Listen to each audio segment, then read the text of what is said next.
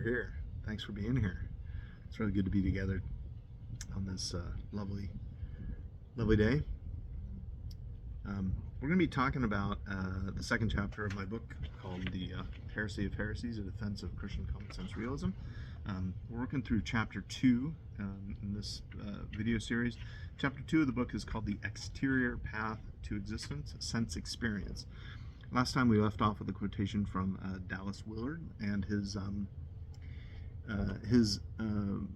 encouragement to us that to study existence you have to pay attention through phenomenological awareness of the essences of experience.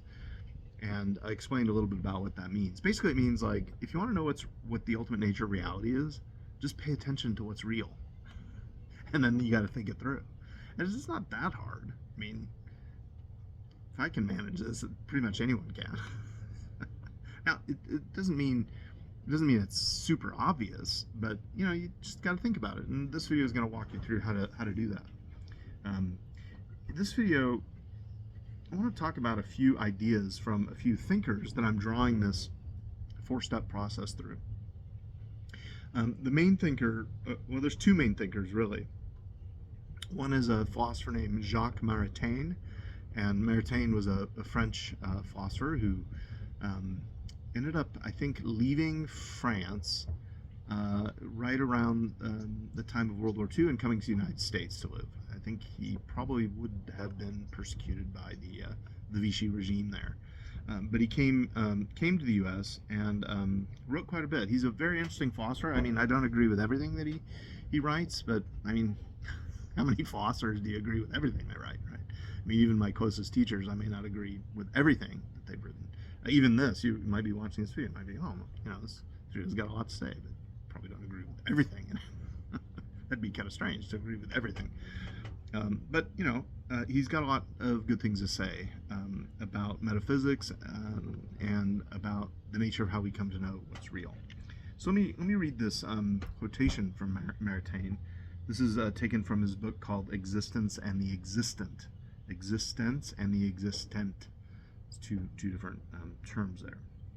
But this is a kind of an approach to understand the nature of what's ultimately real and the nature of reality itself. So here's what he says about this. This is kind of Maritain's approach. He says, "It is in the things themselves that metaphysics finds its object." Okay, so let me pause and say something about that. It is in the things themselves that metaphysics finds its project. Okay, what is metaphysics? Metaphysics ultimately is, sometimes philosophers call it first philosophy, sometimes it's also called ontology, and it's roughly the study of the nature of reality, the study of what's ultimately real, the study of ultimate reality. So in this quotation, Maritain says, it's in the things themselves that metaphysics finds its object. Okay, so you just have to think about that. What does he mean? Well, if you want to get at the root of the nature of what's real, you just study things. You study things themselves. You study your world you live in, the things that you ordinarily run into in your daily life. It's not, again, like this approach to metaphysics is not like an abstract construct. It's not something that we just like pull out of our minds and just like run with it. No, we start with common sense, ordinary things. Okay, let me continue on with this quotation from Maritain. It is in the being of sensible and material things, the being of the world of experience, which is its immediately accessible field of investigation. I'm going to read that again. It is in the being of sensible and material things, the being of the world of experience, which is its, that is metaphysics, immediately accessible field of investigation. So you want to do metaphysics? You want to be a metaphysician? You want to be an ontologist? Not the ontologist that like does computer code. Those are different kind of ontology. It's really important ontology to get the AIs running everything. to program whatever AI is running things now, right? So if you want to be an ontologist in the philosophical sense, a metaphysician, you start with the world of experience. sensible material things. Start with that, and from that, you derive from your particular cases of your experiences. You can derive an account, a descriptive account of the nature of ultimate reality. So there's a couple other thinkers that approach this way. This is primarily derived from Thomas Aquinas, but also contemporary. By contemporary, I mean within the last 100 years or so.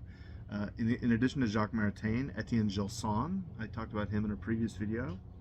George Coubertins. Coubertins is a philosopher I'm going to talk a bit more about in another video. And another philosopher, I think he may still be alive. Oh, I got to look this up. It's horrible to say. I think he might be alive. John Whipple, all these thinkers are just like, if you can get your hands on any of their works and study them on this topic, they're totally worth worth reading. So let me continue on here. These thinkers, each of them begins with ordinary sense experience and draws out existence directly from what is present before the intellect by means of those experiences. Okay, let's just call this a common sense advantage to our knowledge of existence. This is where common sense really is advantageous over other philosophical approaches to studying the nature of reality. It's a common sense advantage. It requires very little in the way of either non-conceptual analysis. It requires very little in the way of either conceptual analysis or complex logical apparatus, and makes no assumptions or commitments to our beliefs about what must be the case according to our preconceptions. Okay, so now this not all philosophers will agree with this, including some Christian philosophers, especially those who think that everything starts with presuppositions, right? I mean, look, if we just take the world as we find it, now is that a presupposition? Maybe. But why not just start with the world as we find it? Right? A lot of this goes back to something called the problem of the criterion by Roderick Chisholm. And if you haven't read that paper, you should, and then maybe you can search on YouTube and find some videos that deal with it. It's an important problem. But Chisholm's solution there is we know many things after all. And the same solution is going to apply here. You have experiences of things. just look around. Right? You don't have to look very far. This is look. So you don't have to have complex. There's no conceptual analysis. There's no complex logical apparatus. There's no assumptions or commitments to our beliefs about what must be the case, right? Or our preconceptions. However, it does require this 4-step approach. I'm going to cover in the next video. Maybe the one after that. We'll see how far we get in the next one. It does require some patient reflection on what you experience in the ordinary course of your life. Okay, so once you pay attention to the ordinary experiences that you have, without any preconceptions about what has to be the case, or without any, like things have to be this way, then you can start on this path of understanding the ultimate nature of reality.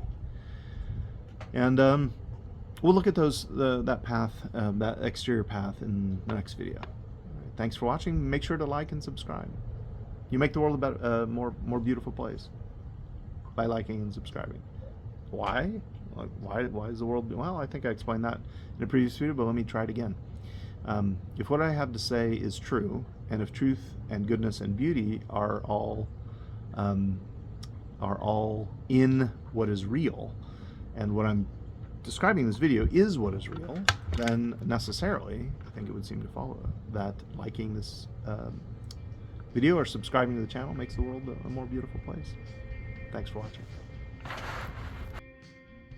Stay psyched, Grom. You.